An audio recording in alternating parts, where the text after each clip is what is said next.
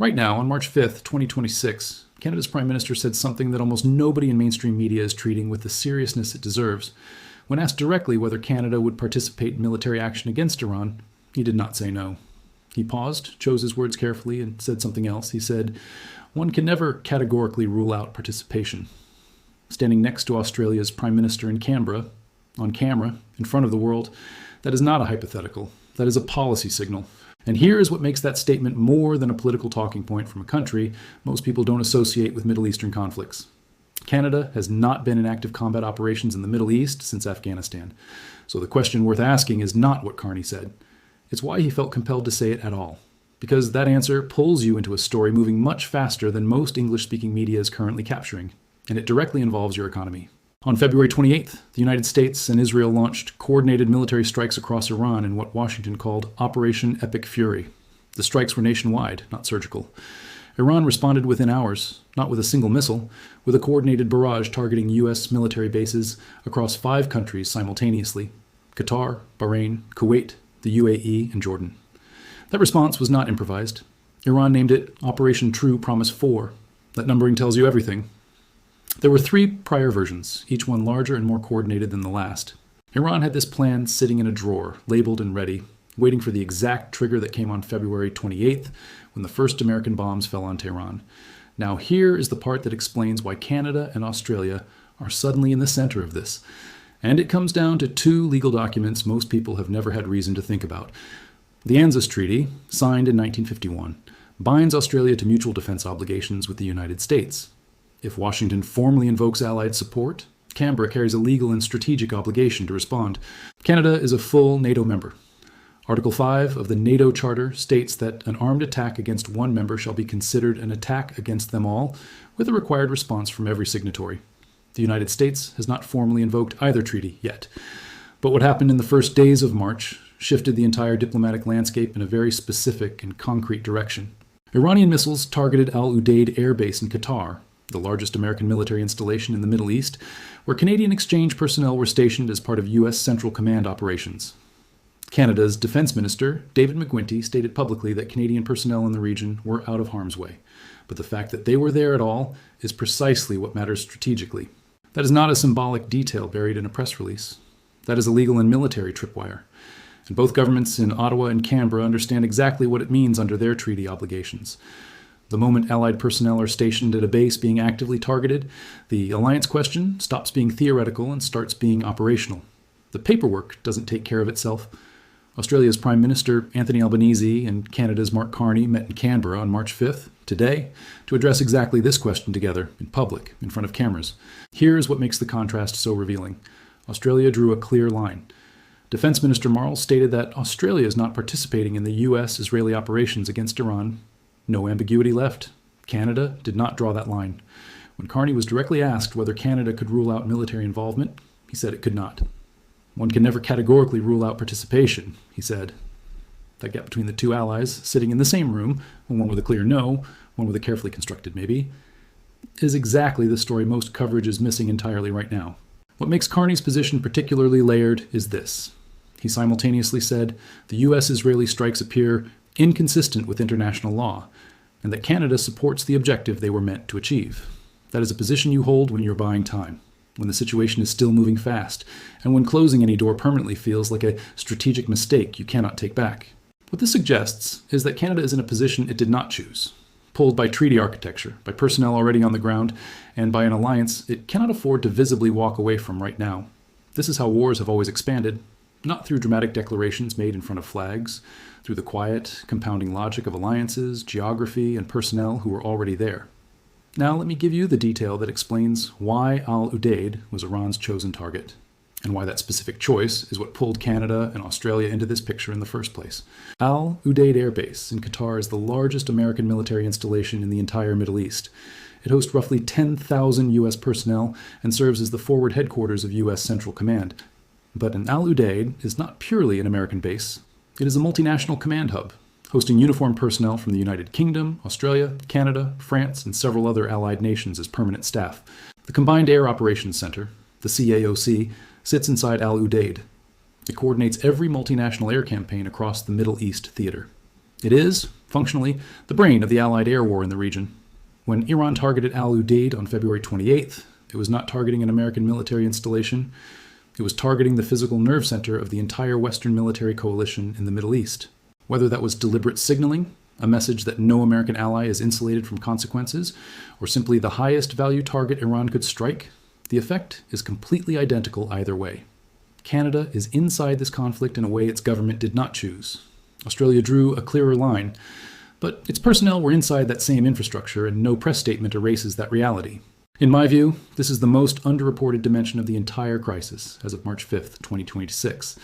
The media narrative has focused almost entirely on the US-Israel versus Iran framing. That framing is too narrow. The diplomatic blast radius of this conflict is significantly wider than any single headline is capturing right now, and the economic fallout for both countries is only beginning to surface. Here is a number that changes everything. Combined, Canada and Australia carry approximately $34 billion in annual bilateral trade with China, their largest trading partner by volume. China's foreign ministry called the US-Israeli strikes a serious violation of international law and demanded an immediate cessation of hostilities. Beijing is not a neutral observer in this story. China's warships remain in waters adjacent to the Strait of Hormuz right now. They were there before the strikes began, and they did not pull back when the bombs started falling on Tehran. So Canada and Australia are being pulled toward military alignment with Washington at the exact moment their most important trading partner in the Pacific is pulling in the opposite direction. That is not a comfortable place for either Ottawa or Canberra. And both governments know it, which is why every public statement from both capitals has been so surgically worded to avoid permanently closing any door. Australia exports approximately 35% of its total goods to China. Canada's direct exposure is around 7%, but that number understates the indirect dependency running through global commodity markets and supply chains. If Beijing applies economic pressure in response to Allied military participation against Iran, neither Ottawa nor Canberra can absorb that cleanly. And the domestic math is genuinely not kind to either government. This is the bind both countries are sitting inside as of today. There is no clean exit from it. Every day this conflict continues. The pressure to make a definitive choice increases in both directions simultaneously. Now let me show you why Iran's targeting pattern on February 28th was not random. Because understanding the logic of what Iran hit and what it deliberately didn't explains everything about where this goes next. Iran did not only target Al Udeid, it targeted the 5th Fleet headquarters in Bahrain, the command hub for all U.S. naval operations across the entire Persian Gulf region. It targeted Ali al-Salem Air Base in Kuwait, a country that had formally declared neutrality and explicitly asked not to be drawn into any military action against Iran before a single bomb fell. It targeted positions in Jordan. King Abdullah had personally called the White House before the strikes, asking for restraint. He reportedly received assurances from Washington that the operation would stay limited in scope, and that Jordanian territory would not become part of the engagement. Those assurances did not hold. Jordanian territory was hit within 12 hours of the first bomb falling on Tehran. And now Jordan, a country that tried to stay neutral, is inside the same conflict as Canada and Australia. This is Iran's doctrine, applied consistently for years. Host American military infrastructure, and you are no longer neutral. No public statement from your government changes a single item on Iran's target list. The consequences are landing differently. Australia said no and meant it. Canada cannot rule anything out. And in a conflict this fast-moving, that distinction matters more than any treaty text written decades ago. If this analysis goes deeper than what you find in 60-second clips, drop a comment right now. Do you think Canada and Australia should step back? Or does alliance loyalty make that genuinely impossible? And if this video gave you context that the headlines completely missed, hit the like button right now. It directly helps more people find this analysis when the stakes are this high. What comes next is significantly more complicated, and most coverage is still missing it entirely. We haven't yet talked about what Iran still has positioned in the Strait of Hormuz. Stay with me. Iran did not sink a single American warship to shut down the Strait of Hormuz. It used drones, cheap, mass-produced drones, and the math that followed did the rest. Here is exactly what happened, and why the mechanism matters more than any missile count you have seen in the coverage this week. Within hours of Operation Epic Fury on February 28th, IRGC commanders transmitted warnings on VHF radio, the standard maritime communication frequency every ship captain monitors. The message was simple and direct. No vessel is permitted to pass through the Strait of Hormuz. Any ship that attempts transit will be targeted, not a formal blockade declaration, a radio transmission. Legally, Iran has not declared a blockade. That distinction matters in international law, but almost nothing in practice, because what followed made the legal question completely irrelevant. Insurers pulled coverage within hours, not days, hours. And without insurance, no commercial ship captain on Earth moves a vessel worth hundreds of millions of dollars into a contested waterway. That is the mechanism. Iran did not need to close the strait with warships. It closed it with a radio call and the institutional memory of every underwriting desk in London. This is what analysts call an insurance-driven shutdown. And it is, in many ways, harder to reverse than a physical blockade. You can negotiate with a navy. You cannot negotiate with an actuary. By March the 2nd, ship tracking data confirmed what the radio call had started. Traffic through the strait had dropped by approximately 70%. Then it went to near zero. Over 150 tankers dropped anchor in open Gulf waters, clustered off the coasts of Iraq, Saudi Arabia, and Qatar, sitting fully loaded, going nowhere, burning fuel, waiting for a signal that has not come. As of March 5th, more than 200 vessels remain stranded. Protection and indemnity insurance, the coverage that makes commercial maritime trade possible, was formally withdrawn for strait transit starting today. That last detail is what most coverage is still not fully unpacking. P&I withdrawal is not a caution. It is a full stop. The financial architecture underpinning global energy trade has been removed from this waterway. Now let me give you the numbers that sit underneath all of this, because the scale of what is actually at stake is significantly larger than the oil price headlines are communicating. 20 million barrels of oil per day normally move through the Strait of Hormuz, according to the U.S. Energy Information Administration. That is roughly 20% of all global oil consumption. But oil is not the only thing that stopped moving. Roughly 20% of all global LNG, liquefied natural gas, also transits this same corridor, almost entirely from Qatar.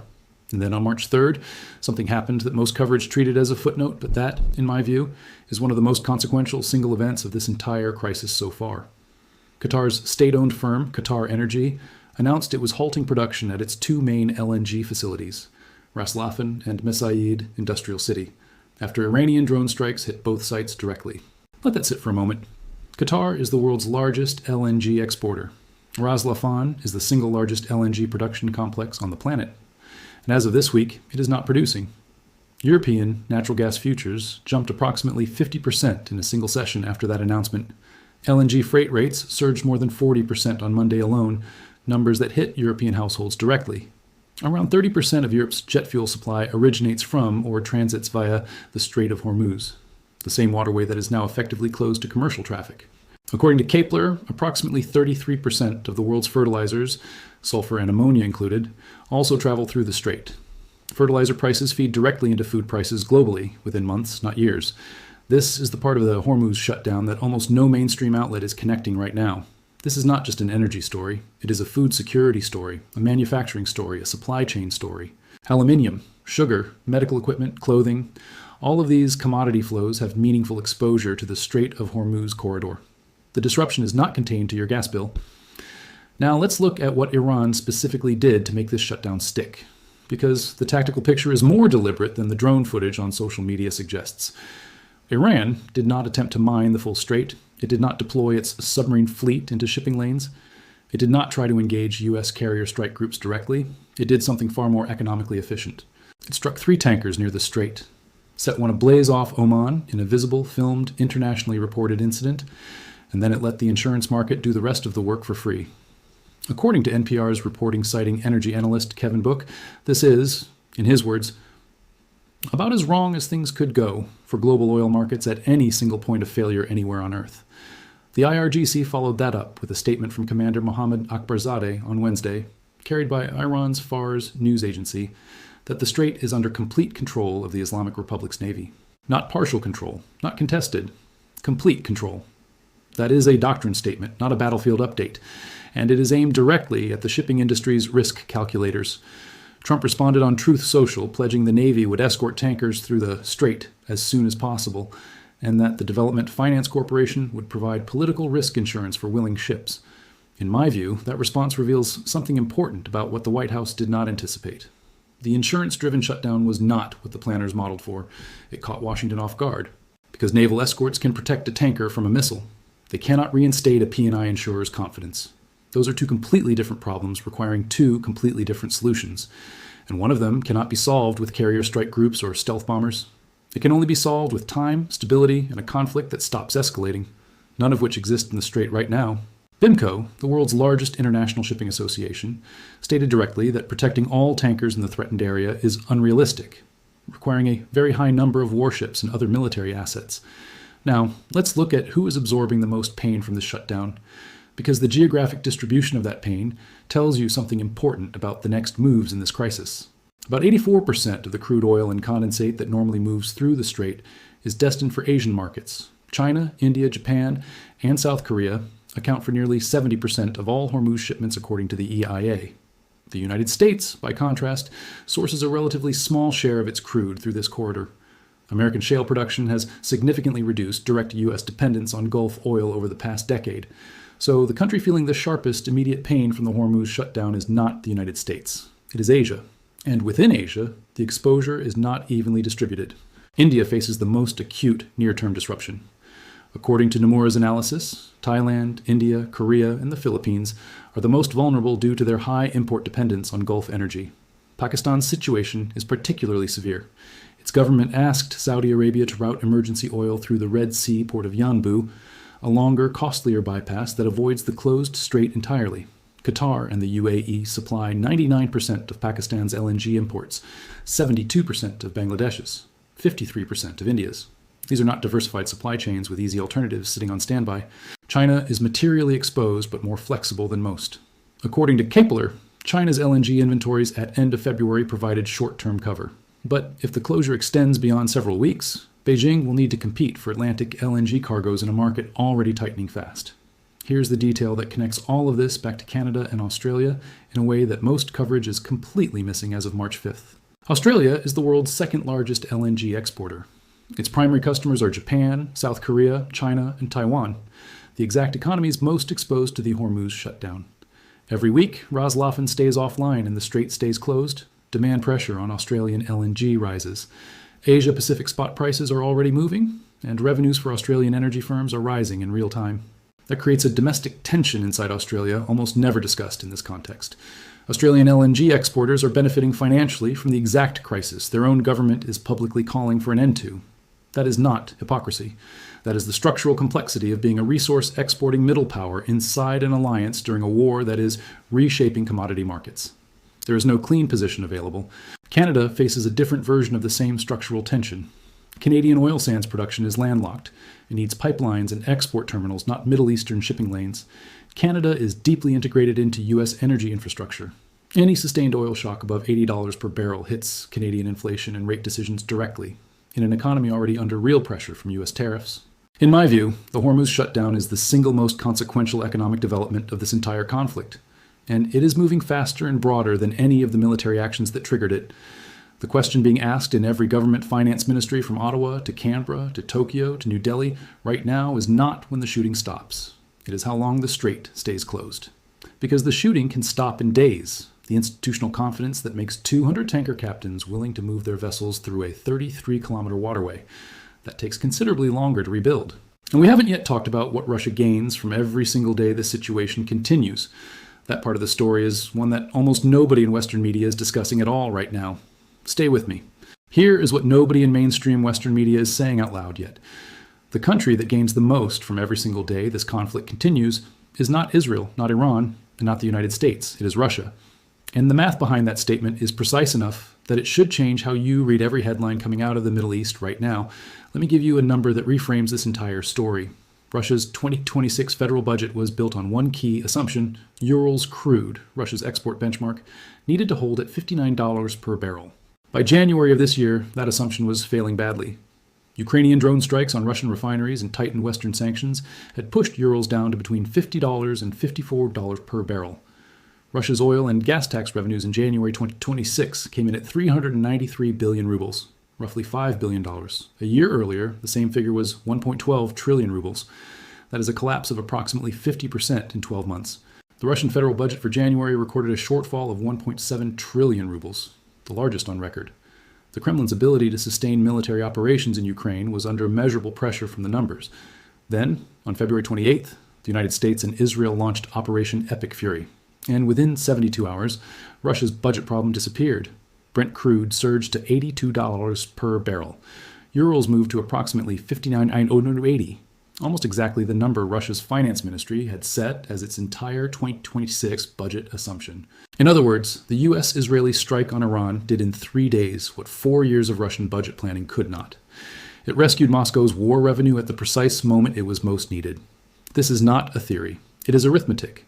And it is the context that every discussion about Western policy toward both Ukraine and Iran needs to be happening inside, but almost never is.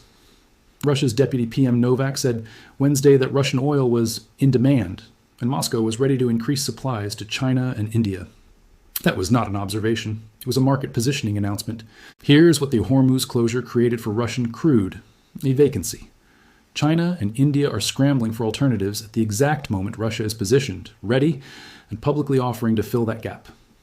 According to Kepler's head of Middle East and OPEC Plus Insights, Amina Bakr, both India and China now face strong incentives to deepen reliance on Russian supply, as Middle Eastern barrels face logistical disruption. That phrase, strong incentives, understates the reality. These are emergency procurement decisions being made right now by state energy companies with import gaps they cannot afford to leave unfilled. India's situation is particularly acute. In January 2026, India imported 2.58 million tons of LNG, 41% of which came from Qatar alone. That supply is now offline. India needs a replacement fast.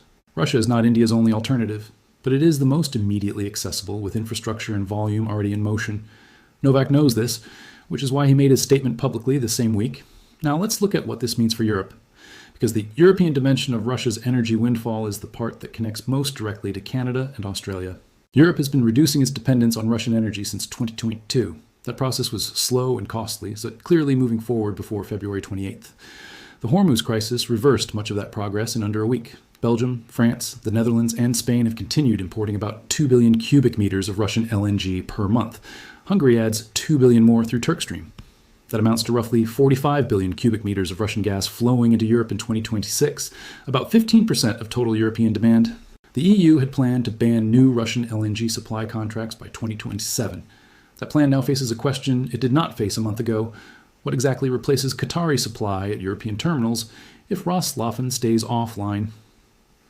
Simone Tagliapietra, energy expert at the Bruegel think tank in Brussels, said it directly. It is not easy to replace this in case the LNG market gets tighter with continued shutdowns in Qatar. Russia's Sovereign Wealth Fund chief Kirill Dmitriev posted on X Wednesday asking whether Europe had a backup LNG plan, aimed directly at EU Commission President von der Leyen. He already knew the answer. Putin himself addressed Russian state television on Wednesday, noting that rising European gas prices were the result of mistaken policies of European governments in the energy sphere. He added, framed as thinking out loud, that halting Russian gas to Europe and redirecting it to markets that are opening might be more beneficial. That was aimed at European governments. It was a negotiating signal. Alexander Prokopenko at the Carnegie Russia Eurasia Center laid out 3 scenarios for how this plays out, and all 3 involve Russia emerging in a stronger fiscal position than it entered.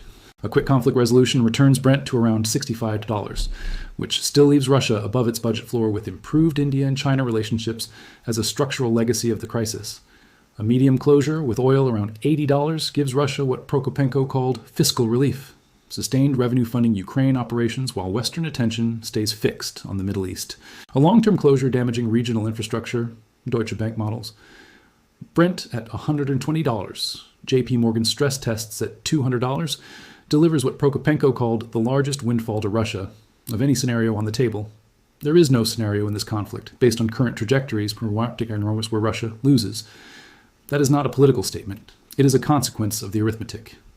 Now here is the second dimension of Russia's strategic advantage that is receiving even less attention than the oil revenue story. The Iran conflict has consumed Washington's foreign policy attention almost entirely since February 28th.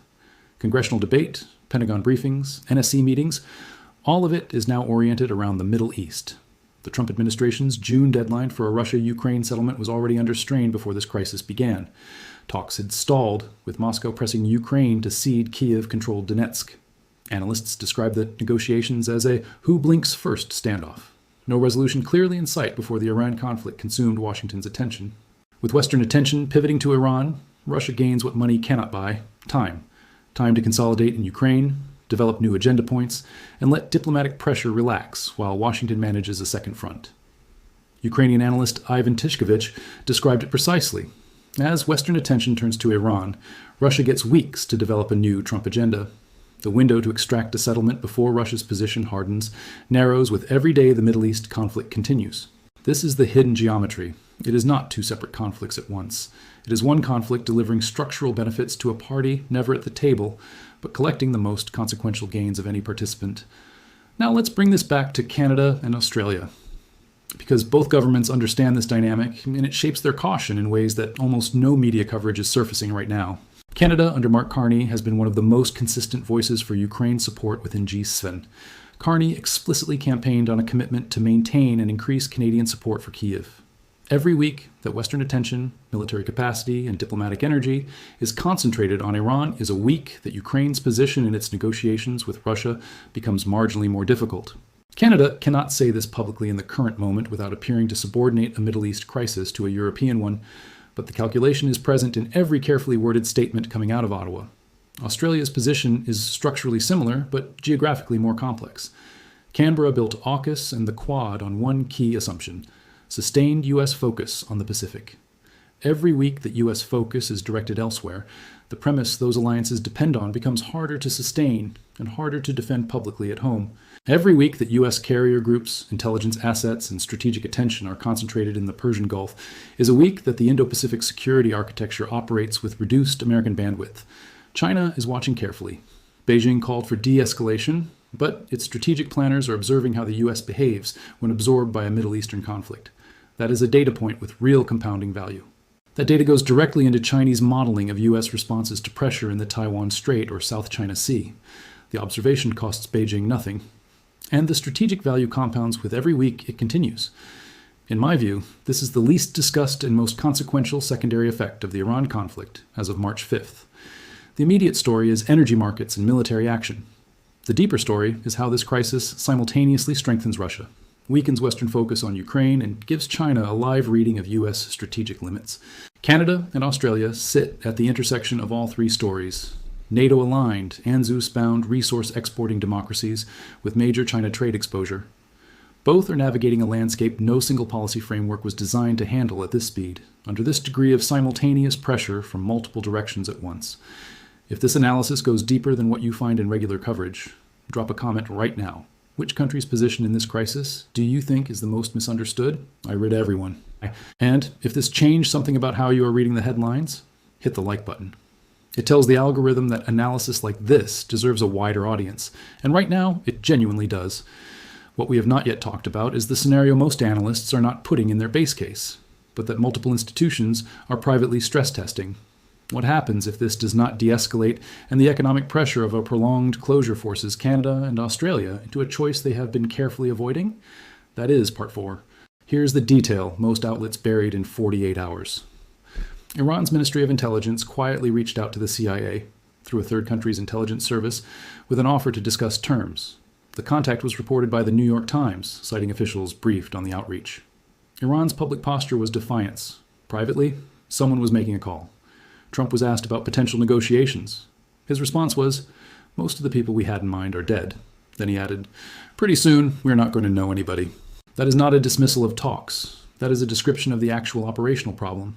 It is unclear who can commit Iran to a ceasefire, or who can enforce one once agreed. The CIA contact landed in that exact vacuum. Iran's surviving leadership can signal intent. Whether anyone can translate that signal into a binding agreement is a separate question entirely. Trump's preferred model was Venezuela, sustained pressure producing a controllable political outcome without prolonged occupation. Critics argue Iran is structurally different from Venezuela in ways that make that model very difficult to replicate. The command architecture alone is fundamentally distinct.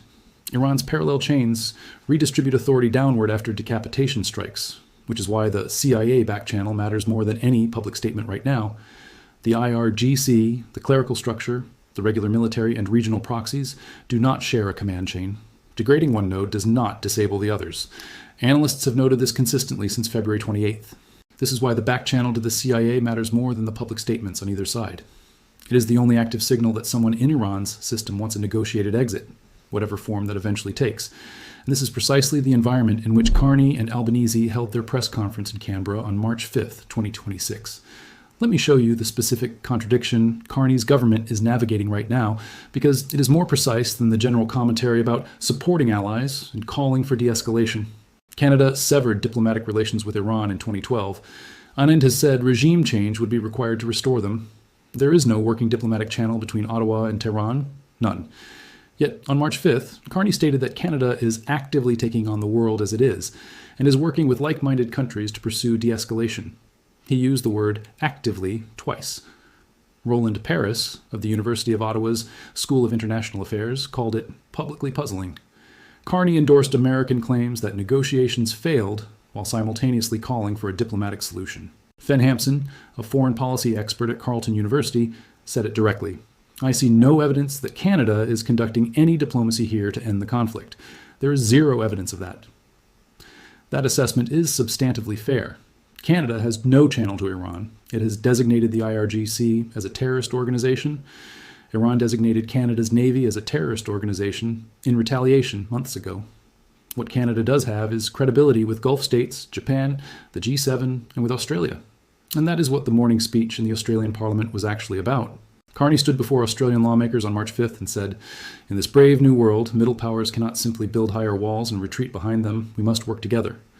That speech, delivered the same morning as the press conference on military participation, is the real strategic document of March 5th. It matters more than the "cannot rule out" line that captured every headline. It is not a mediator's speech. It is not a combatant's speech. It is a coalition builder's speech, targeted at assembling the group of governments that would pressure both sides toward a negotiated pause. Carney called for a broader group of countries to drive de-escalation, specifically naming the regional powers with direct stakes in the outcome, including the GCC states hit by Iranian missiles. That is a concrete diplomatic suggestion, not a rhetorical gesture. The GCC states have working channels on both sides of this conflict, something Canada and Australia do not have. Saudi Arabia, UAE, Qatar, Kuwait, Bahrain, Oman, all have been directly targeted by Iranian missiles. All have strong incentives to want this to stop. In my view, the GCC track is the most realistic near-term path to a functional ceasefire. Not because it is easy, but because it is the only track with credibility on both sides simultaneously. Now let me tell you exactly where the obstacles are, because they are specific, and they are not being discussed clearly in the daily coverage. For de-escalation to function, two things must exist at once. Iran needs a credible interlocutor who can commit the remaining structure to terms, and the US and Israel must create enough space for that interlocutor to function. As of March 5th, neither condition is present. Hegseth said America is just getting started. Trump said the operation could run for weeks. The US Senate voted 47 to 53 against a war powers resolution, meaning there's no legislative limit constraining how long these operations run. On the Iranian side, the back channel exists, but the signatory problem remains unsolved. A ceasefire requires someone who can enforce it across Iran's fragmented power centers. This is the actual state of play today. The two governments calling loudest for de-escalation have no direct channel to either primary combatant and no mechanism to compel a pause. Now, I want to give you the three scenarios most analysts are working with and what they mean for Canada and Australia specifically. Scenario 1, the conflict de-escalates within 2 to 3 weeks. The back channel reaches a framework, Hormuz reopens, insurance markets normalize. Neither Canada nor Australia becomes militarily involved. Both governments absorb a sharp but temporary commodity shock. Both claim credit for restraint, and the "cannot rule out" line becomes a footnote. Scenario 2, 4 to 8 weeks, contained but unresolved. Strikes continue. The strait stays partially closed. Oil holds $85 and $100. Political pressure on both governments rises as the conflict extends. The deliberate ambiguity in both positions, calibrated to preserve options, becomes harder to maintain with each passing week. Carney's "not a blank check" language will get tested against direct asks from Washington.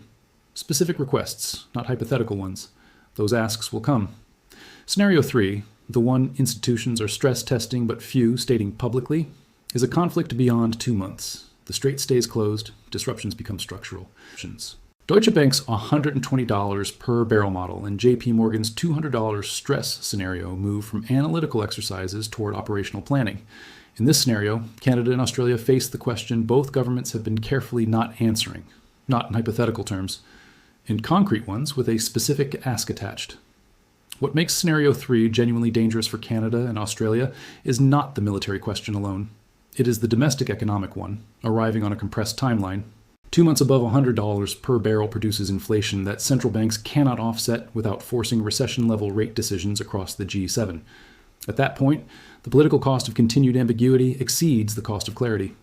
Governments saying "cannot rule out" get asked to rule it in or rule it out by their own publics, not just by Washington. Here is the final point, the one that ties the full structure of this analysis together and explains what to watch for in the days ahead. Both governments are betting on de-escalation. Their entire posture on March 5th is calibrated for weeks, not months. The language, the coalition framing, the middle powers speech, all of it assumes a fast resolution. If that bet is right, they will have navigated a genuinely difficult situation with real skill, maintaining alliance solidarity, calling for restraint, and avoiding any action that made things worse. If that bet is wrong, the choices they have been deliberately not making will arrive faster than their current frameworks are designed to handle, and the margin for managed ambiguity will be considerably narrower. That is the honest summary of where both countries stand on March 5th, 2026. Not bystanders, not combatants, not yet forced to choose between those two categories. Governments inside a crisis, moving faster than their policy architecture was designed for, each betting on an outcome that is still genuinely uncertain. If this framing gave you something the daily headlines did not, subscribe. The follow-up analysis is already in progress, and this story has several more moves left in it. Drop a comment below with your read on where this goes. One word if you want: ceasefire, escalation, or stalemate. I read every single one.